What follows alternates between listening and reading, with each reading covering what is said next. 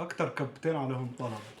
هنعرف في الفيديو النهارده عن ميزاتهم وعيوب. لو مهتم تابع كل الشكر. قناة بتتكلم عن أدوات المطبخ وبعض التحديات، علشان كده اسمها أدوات وتحديات كل الشكر. يا ريت قبل ما نبدأ تدعمونا بلايك، تشتركوا في القناة وتفعلوا زر الجرس على الكل. يلا اعزائي المشاهدين، اهلا بكم في حلقه جديده. النهارده تحدي كبة فريش كبة تاتش. هنعرف ايه المميزات بتاعتهم وايه العيوب بتاعتهم والسعر بتاعهم، وانا لما اجي اشتري ايه الافضل.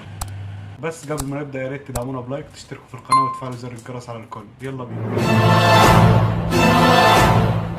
كبة فريش مكتوب عليها 1 لتر ونص، قوة 400 واط، 4 شفرات قوية، وضمان سنة.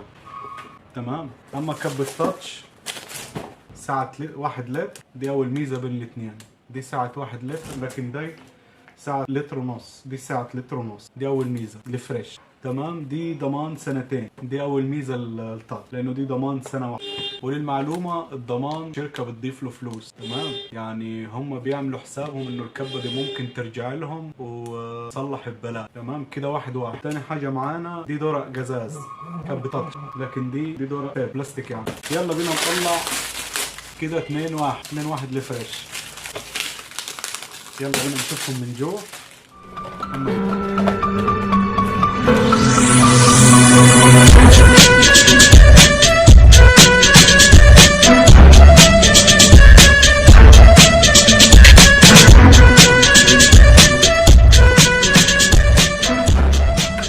كده طلعنا الكبتين. الحجم تقريبا واحد بس دي مكتوب عليها لتر ونص ودي مكتوب عليها لتر. الميزه اللي جايه في القوه دي هتاخدها تاتش، دي 800 واط، دي 700 واط، وفريش 400. تاني حاجه تاتش معاها قشاره توم، دي انت بتنشي توم بتحط السلاح ده بالنسبه انه سيليكون بيضرب توم، يعني انه ناي بيتقشر.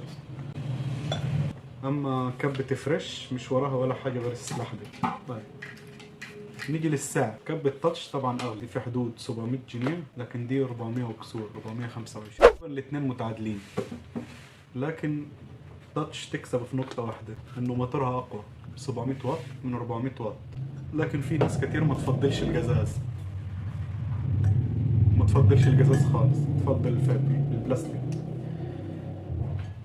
انت عمال تقول لنا كلام كتير، ودي مش عارف ايه، ودي اغلى ايه، ودي ميزة ايه، ودي يعني انت تنصح بايه؟ او انت هما اتنين تعادل على كده، ايه الافضل بالنسبه لك؟ زي ما اي زبونه بتقول لي لو انت هتشتري ايه البيت، انا بقول لها تاتش.